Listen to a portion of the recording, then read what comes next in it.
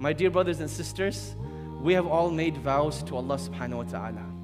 Allah subhanahu wa ta'ala tells us in Surah Al-A'raf, verse 172, and remember when Allah subhanahu wa ta'ala extracted from the children of Adam and made them testify, Alastu bi rabbikum, am I not your Lord?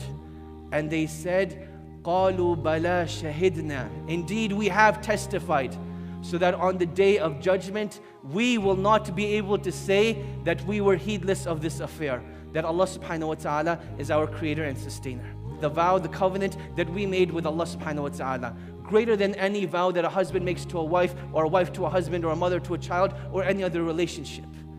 Yet you see, when it comes to Allah subhanahu wa ta'ala, Shaitan has won this battle in distancing us from Allah subhanahu wa ta'ala. The famous verse that all of us know here, we've heard it many, many times, where Allah subhanahu wa ta'ala says that I did not create the mankind and jinn except for my worship.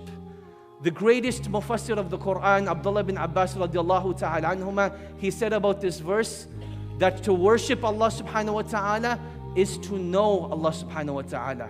Meaning that the greatest form of worship that we can do is to get to know who Allah subhanahu wa ta'ala is.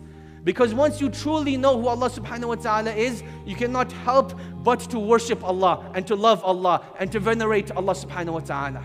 We're constantly told that this journey of life is about self-discovery, discovering who we are, discovering ourselves.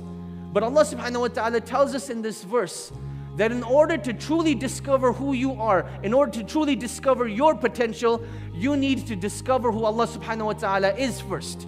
Because you will become a manifestation of the things that you ask Allah for, a manifestation of the things that you obey Allah with, a manifestation of those things that you plea Allah subhanahu wa ta'ala for. So in order to truly discover who you are, you need to discover who your Creator is. Because if your Creator is filled with generosity, He will create generosity in you.